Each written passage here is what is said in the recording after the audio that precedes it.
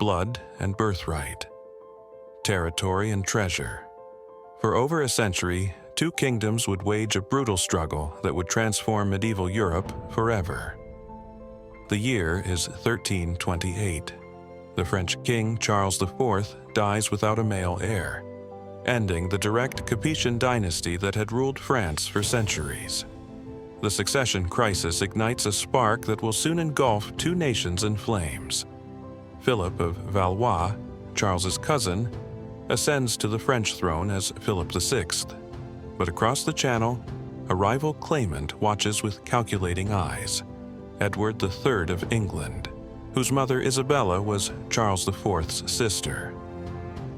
Edward initially pays homage to Philip for his French territories, acknowledging him as his feudal lord. But beneath the surface, tensions simmer. England holds Gascony in southwestern France as a fief, a constant source of friction between the monarchs. French support for Scotland against English expansion further strains relations, and as Philip confiscates English territories in Aquitaine over legal disputes, Edward's patience wears thin. By 1337, the diplomatic facade crumbles. Edward III publicly reasserts his claim to the French throne through his mother's bloodline. Philip VI responds by declaring Edward's French lands forfeit. The chess pieces are set, and Europe's longest medieval conflict officially begins. Early skirmishes unfold across the Channel. French raids devastate coastal English towns, while English naval forces strike back. In 1340, Edward amasses a fleet to confront the French navy at Sluys. On June 24th, the English crush the French fleet in a decisive victory, securing naval dominance that will prove crucial in the years ahead. But England's treasury strains under the war's financial burden. Edward needs a decisive land victory, and in 1346, he launches a bold chevauchée, a devastating raid deep into northern France, burning villages and crops in a brutal scorched earth campaign. Philip VI gathers a massive army to crush the English invaders. On August 26, 1346, near the village of Crécy, the two forces collide in one of history's most significant battles. The French knights, confident in their superior numbers and traditional fighting methods, charge against the disciplined English formation. But Edward has positioned his troops brilliantly, with Welsh and English longbowmen on the flanks. As French crossbowmen advance, they're outranged by the deadly English longbows. Then comes the French cavalry, wave after wave of armored knights charging uphill into a lethal storm of arrows. The slaughter is unprecedented. Thousands of French knights fall, including the blind King John of Bohemia, who, determined to strike one blow against England, orders his men to tie their horses to his and lead him into battle, only to meet his death in the chaos. By day's end, the flower of French chivalry lies dead on the field, a devastating blow to Philip's prestige. With the French army shattered, Edward marches to Calais and lays siege to this vital port city. For 11 months, the people of Calais endure starvation before surrendering in August 1347. Edward demands 6 of the city's leading citizens surrender themselves with nooses around their necks, ready for execution. In one of the war's most dramatic moments, Edward's pregnant queen Philippa kneels before him and begs for mercy, which he grants, though the citizens of Calais are expelled, replaced by English settlers. Just as Edward consolidates his gains, Europe faces an unexpected and terrifying new enemy. The Black Death arrives in 1348, sweeping through the continent and killing perhaps a third of its population. The plague forces a temporary pause in major hostilities, though small-scale conflicts continue to flare. By 1355, with populations beginning to recover, Edward's son, Edward, the Black Prince, leads a devastating chevauchée through southern France. The following year, King John II of France, who succeeded Philip VI in 1350, gathers a massive force to confront this English threat. Near Poitiers in September 1356, despite being vastly outnumbered, the Black Prince achieves a stunning victory through superior tactics. The English longbowmen again prove decisive, and in the battle's climax, King John himself is captured, an unprecedented disaster for France. With their king in English hands and their army in tatters, the French realm descends into chaos. Noble factions vie for power, peasant revolts erupt, and mercenary companies roam the countryside. By 1360, both sides, exhausted by war and internal strife, agree to the Treaty of Bretigny. Edward renounces his claim to the French throne, but secures full sovereignty over an expanded Aquitaine. France agrees to pay an enormous ransom for King John's release. The first phase of this generational conflict comes to an uneasy close. But the embers of war still glow, waiting for the winds of ambition to fan them into flames once more. Peace proves as fragile as the parchment on which it was written. Though the Treaty of Bretigny temporarily halted major hostilities, neither side fully implements its terms. King John II returns to England voluntarily when his ransom payments fall short and dies in captivity in 1364. His son, Charles V, ascends to the French throne, bringing a calculating intelligence that will transform France's fortunes. Unlike his impulsive predecessors who charged headlong into battle, Charles earns the epithet the Wise. He rebuilds France methodically, reforming taxation, strengthening central authority, and entrusting military command to the brilliant Breton warrior Bertrand du Guesclin. Charles wisely avoids pitched battles where English longbowmen hold the advantage. Instead, he adopts a strategy of harassment and attrition. When the Black Prince, governing from Bordeaux, imposes heavy taxes on his Gascon subjects to fund an expedition into Castile, the disgruntled lords appeal to Charles as their rightful sovereign. Charles sees his opportunity and in 1369 declares the English territories forfeit, skillfully rekindling the war under favorable circumstances. Du Guesclin leads French forces in a campaign of strategic brilliance. Rather than seeking glory in grand battles, he targets isolated English garrisons, recaptures towns through negotiation and bribery, and melts away when significant English forces approach. This guerrilla warfare frustrates the English commanders accustomed to decisive engagements. The Black Prince, once invincible, now battles debilitating illness contracted during his Spanish campaign. In 1370, he brutally sacks the town of Limoges after its surrender to the French, ordering the massacre of thousands, a black mark on his reputation and a sign of growing English desperation. By 1375, English fortunes wane dramatically. Their territories shrink to coastal enclaves around Bordeaux and Bayonne, plus the port of Calais. The aging Edward III falls under the influence of his mistress Alice Perrers, while his son, the Black Prince, dies in 1376, never having realized his potential as king. When Edward III follows him to the grave in 1377, the English crown passes to the Black Prince's son, 10-year-old Richard II. With England weakened by a child king and internal power struggles, Charles V seems poised to deliver the final blow. But fate intervenes. In 1380, Charles V dies unexpectedly at age 43, leaving his own child heir, the 12-year-old Charles VI. The momentum of French reconquest stalls as royal uncles jockey for control of the regency. As both kingdoms struggle with ineffective leadership, the war enters a period of desultory conflict. England faces domestic turmoil, including the Peasants' Revolt of 1381. France suffers under heavy taxation needed to sustain the war effort.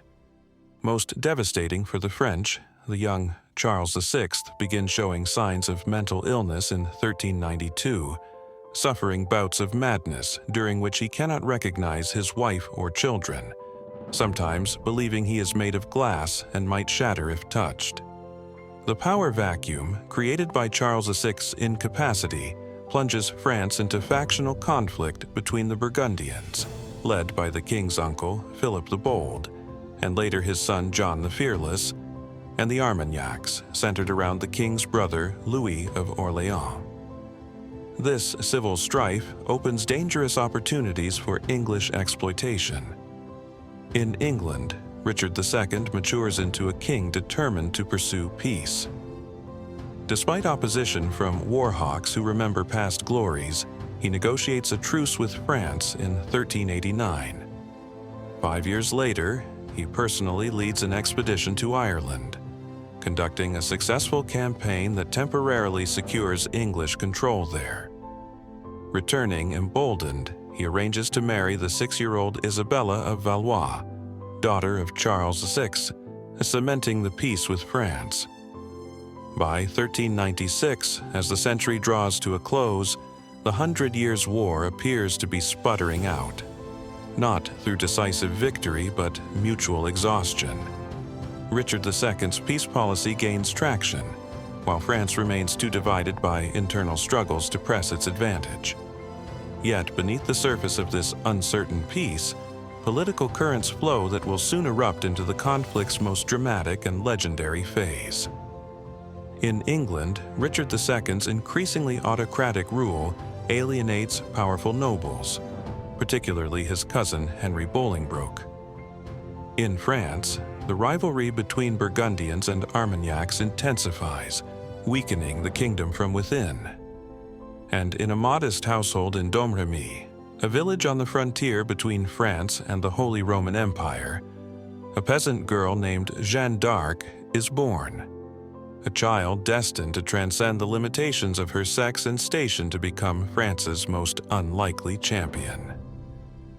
The stage is set for the most dramatic acts of this generational tragedy, as the war that began over feudal rights transforms into a struggle for national identity.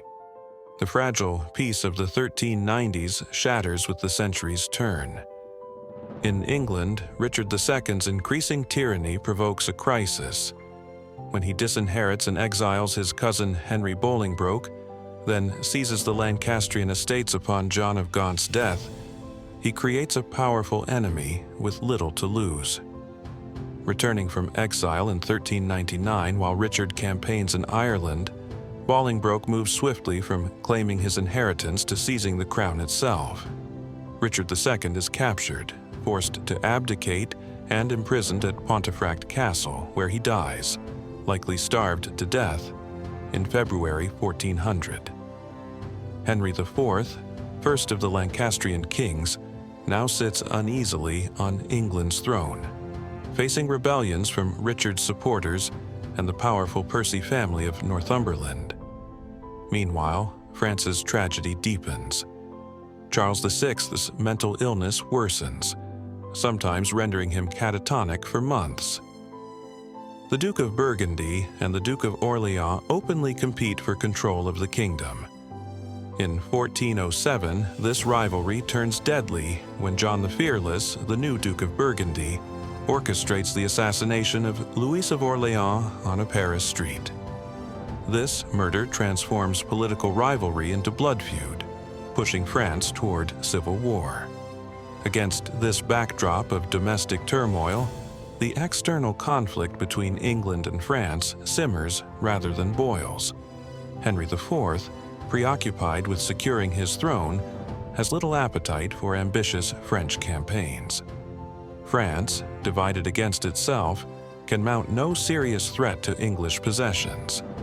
But history pivots when Henry IV dies in 1413, and his son becomes Henry V, young, charismatic, militarily brilliant, and burning with ambition to revive English claims to France.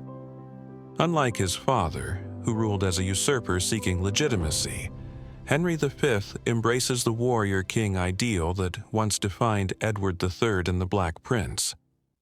Diplomatic exchanges between Henry V and the French court grow increasingly hostile. Henry demands recognition of his claim to the French throne through his great-grandfather Edward III, along with extensive territories and Princess Catherine's hand in marriage.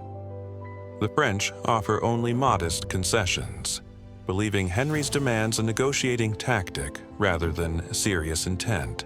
They gravely miscalculate.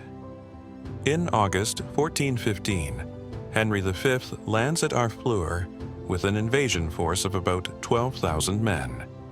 After a difficult 5-week siege that costs Henry nearly a third of his army to disease and combat, Harfleur falls.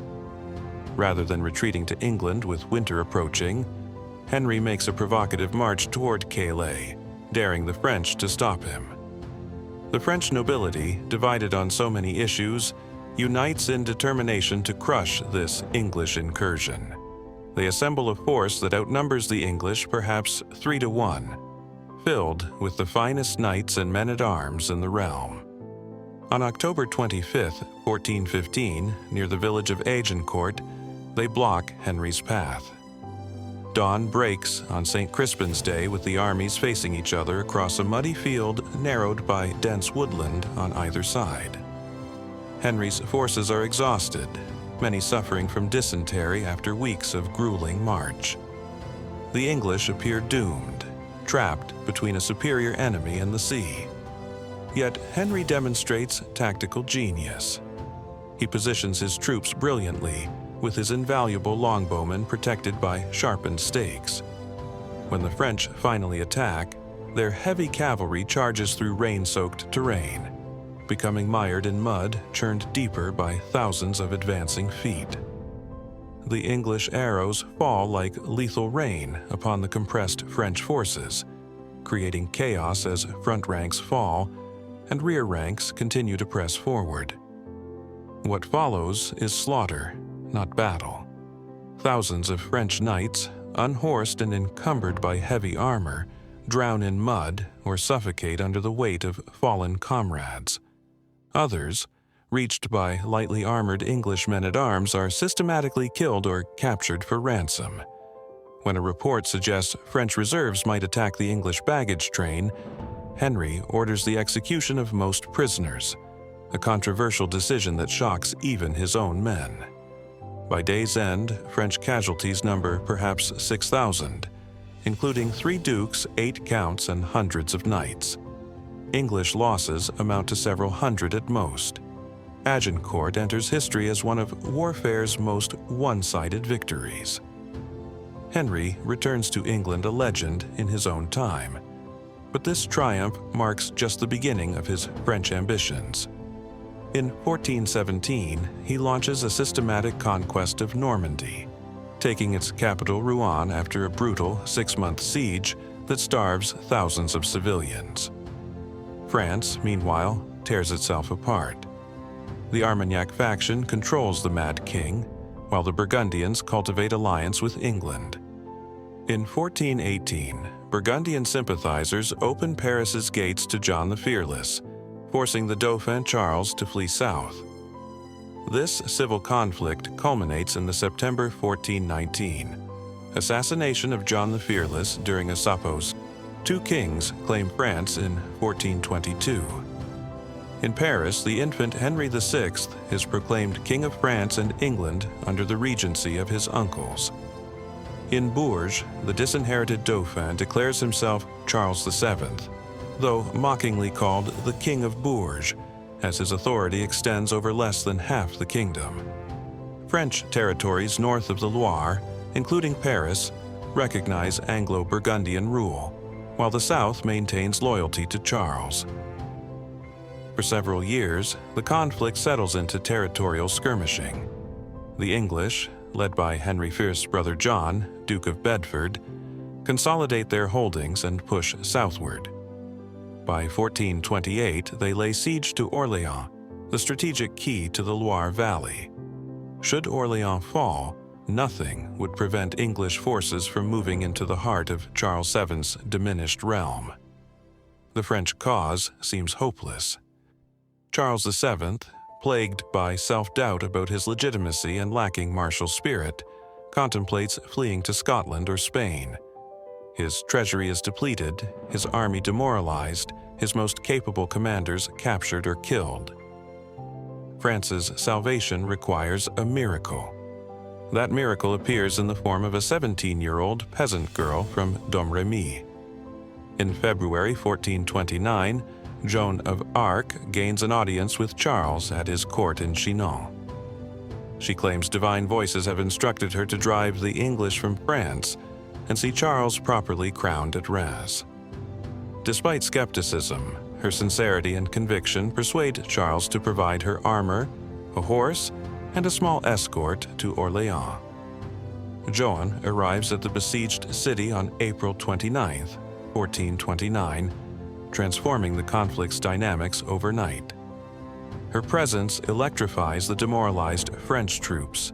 Though military historians debate her tactical contributions, her strategic impact is undeniable. Within 9 days, the English lift the siege that had endured for 7 months, a reversal so sudden it seems divinely ordained to many observers. Joan presses her advantage, urging immediate campaign toward Reims, where French kings have been crowned for centuries. Against conventional military wisdom but yielding to her mystical certainty, French forces advance through English-controlled territory. They capture Jargeau and Beaugency, then decisively defeat an English army at Poitiers, where France's mounted knights finally overcome the dreaded English longbowmen. On July 17, 1429, Charles VII is crowned in Reims Cathedral, with Joan standing beside the altar holding her banner. In less than 5 months, this illiterate peasant girl has fundamentally altered the war's trajectory, transforming Charles from a hesitant pretender into France's anointed king. More significantly, she awakens something new in the French consciousness, a sense of national identity transcending feudal loyalties. But Joan's remarkable story turns tragic. Her assault on Paris fails in September 1429. Charles VII, influenced by advisors suspicious of Joan's influence, withdraws his support. Without royal backing, Joan continues fighting with diminished resources.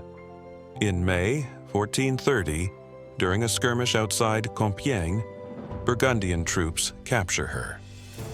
The Duke of Burgundy sells her to the English, who transfer her to Rouen for trial.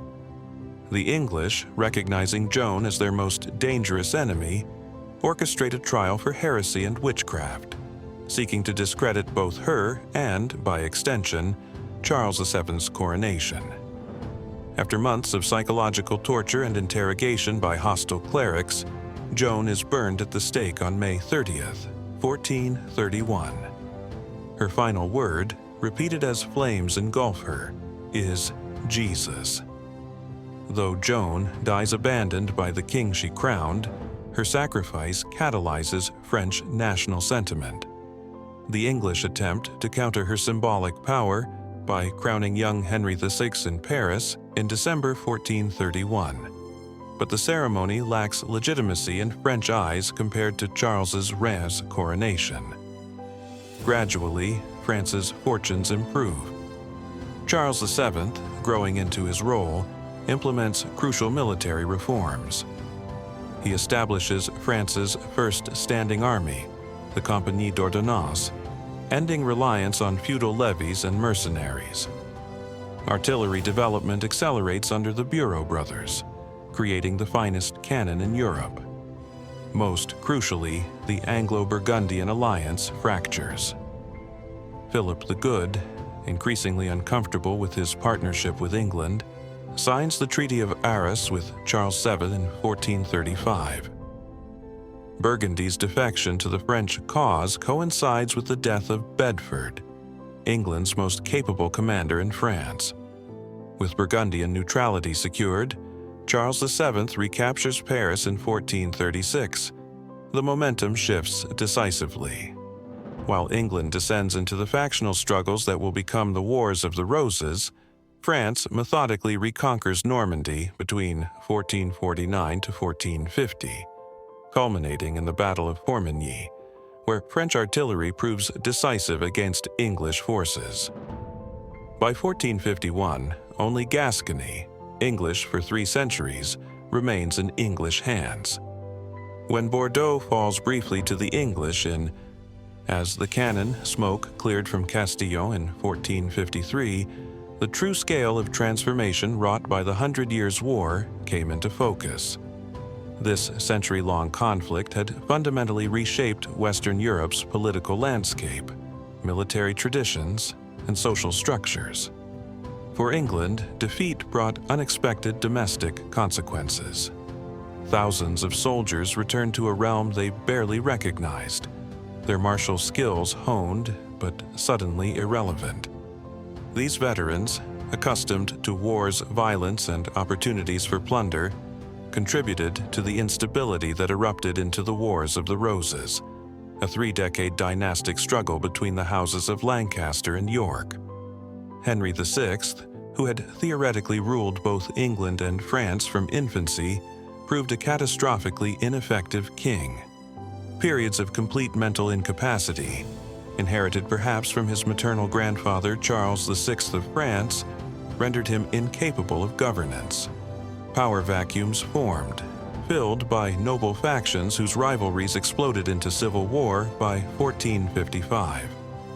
The wars that followed saw England's medieval nobility largely destroy itself.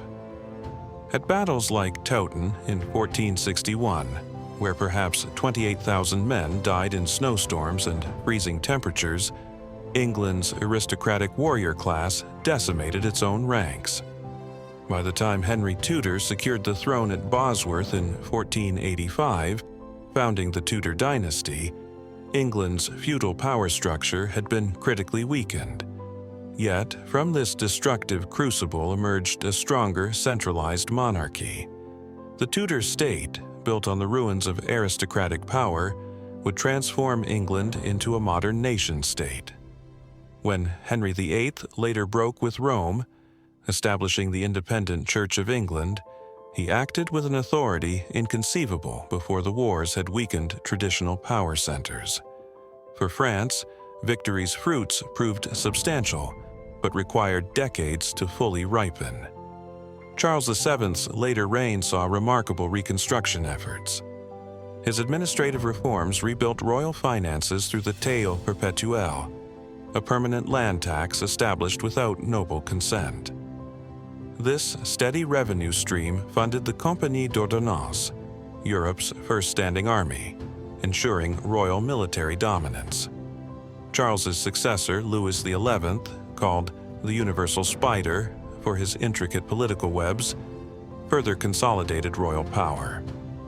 When Charles the Bold, the last Valois Duke of Burgundy, died in battle against the Swiss in 1477, Louis moved swiftly to reclaim Burgundian territories legally reversible to the crown.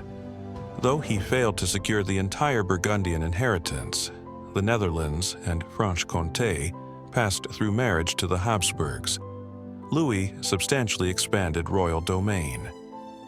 By the time Charles VIII invaded Italy in 1494, France had emerged as Europe's first modern nation-state, centrally governed, fiscally sound, militarily formidable. The fragmented feudal realm that Edward III had invaded in 1337 had transformed into Renaissance Europe's dominant power. Beyond political transformations, the Hundred Years' War revolutionized warfare itself. The conflict began with mounted knights as the battlefield's supreme force, their social prestige matching their military value. It ended with knights rendered increasingly obsolete by professional infantry, longbowmen, and most decisively, gunpowder artillery. The French Bureau brothers developed Europe's most advanced cannon during the conflict's final phase, creating weapons capable of reducing once impregnable castle walls to rubble in days rather than months. This artillery revolution transferred military advantage from the nobility, who could afford castles and armor, to centralized monarchies able to fund cannon foundries and gunpowder production. Social transformations proved equally profound. When the war began, Latin remained administration's language in both kingdoms. By its conclusion, government documents appeared predominantly in English and French, evidence of strengthening national identities. The conflict accelerated this linguistic nationalism, with Henry V conducting English government business exclusively in English, while French literature and legal proceedings increasingly used the vernacular. Religious dimensions also emerged as the war progressed. After Joan of Arc's martyrdom, her rehabilitation became a French national cause. An ecclesiastical retrial in 1456 annulled her conviction for heresy, though her formal canonization awaited 1920. Joan's story fused religious devotion with proto-nationalist sentiment, creating a powerful narrative of divine favor for France itself rather than merely its ruling dynasty. Economic consequences reshaped both societies. England's loss of French territories redirected economic energies toward wool production and cloth manufacturing, accelerating its transformation from raw wool exporter to finished cloth producer. This economic shift created new wealth among urban merchants and rural clothier. The echoes of the Hundred Years' War continue to reverberate through Western civilization, nearly 6 centuries after the fall of Bordeaux. What began as a dynastic quarrel evolved into an engine of national identity formation, whose consequences extend into our modern world. Military historians recognize the conflict as the grave of medieval warfare and the cradle of modern combat. The progressive displacement of armored knights by professional infantry, the tactical revolution of massed archery, and the strategic transformation wrought by gunpowder artillery all emerged during this century of conflict.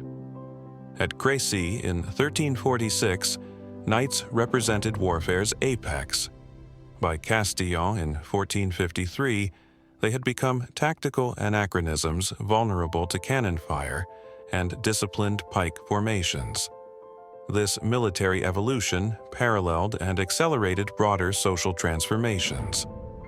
The war helped dissolve feudalism's social cement, replacing personal bonds between lords and vassals with more abstract relationships between subjects and sovereign states. When French peasants rallied to Joan of Arc's banner, they fought not merely for a king but for an emerging concept of France itself. Similarly, English parliamentary development accelerated as kings repeatedly required taxation to fund French campaigns, strengthening institutional constraints on royal authority. The conflict's linguistic impact proved equally profound. Prior to the war, England's elite spoke French while conducting administrative business in Latin. By its conclusion, English had emerged as both the vernacular and governmental language. In France, the struggle against les Anglais strengthened French as a national tongue distinct from regional dialects and Latin. Literature in both kingdoms increasingly celebrated national virtues and commemorated the conflict's pivotal moments, from the anonymous alliterative poem The Siege of Calais to Alain Chartier's patriotic works praising Joan of Arc. For England, defeat in France paradoxically strengthened its island identity. Forced to abandon continental ambitions, English energies gradually redirected toward maritime trade and eventually overseas colonization. The Tudor monarchs, who emerged from the post-war chaos, built a distinctly English Renaissance state, whose naval orientation would ultimately create a global empire. Even England's Reformation can be partially understood as a final declaration of independence from continental entanglements. France emerged from the crucible of war with accelerated state formation. The conflict necessitated revolutionary administrative innovations, permanent taxation, professional military forces, expanded bureaucracy that transformed the French monarchy from feudal overlord to sovereign state. By 1500, France stood as Europe's most powerful unified kingdom, positioned for the continental dominance it would achieve under Louis XIV. Modern nationalism finds early expression in this conflict's later phases. When chronicler Jean de Venette wrote of the French resistance to English occupation, he described not loyalty to a king but love for la patrie, the fatherland. Similarly, English parliamentary records increasingly distinguish between the honor of England and mere dynastic interests. These embryonic national sentiments would mature into the nationalism that has shaped modern political development. Perhaps most poignantly, the conflict bequeathed enduring cultural touchstones that continue to define national consciousness. Shakespeare's Henry V still stirs English hearts with its Agincourt rhetoric. Joan of Arc remains France's most beloved national heroine, a peasant girl whose divine mission to save France transcended class and gender limitations of her era. Both figures have been continuously reinterpreted to serve evolving national narratives. The Hundred Years' War did not merely conclude another chapter in medieval history. It helped write the opening pages of our modern world. In its crucible, modern armies were forged, nation-states were tempered, and national identities were crystallized. Its battles, long reduced to peaceful meadows and commemorative plaques, shaped institutional structures and cultural understandings that continue to influence global politics. Today, as the European Union endeavors to transcend the national boundaries and identities that define its member states, the legacy of this conflict reveals both the historical depth of national feeling and the possibilities for its evolution. The English Channel, once a highway for invasion fleets, now passes beneath the wheels of trains carrying tourists between London and Paris. Ancient enemies have become essential allies. Yet beneath this modern amity lie memories preserved in architecture, literature, and cultural consciousness. The Tower of London still houses French cannon captured at Agincourt. Joan of Arc's statue stands proudly in Orléans, and in countless classrooms across both nations, she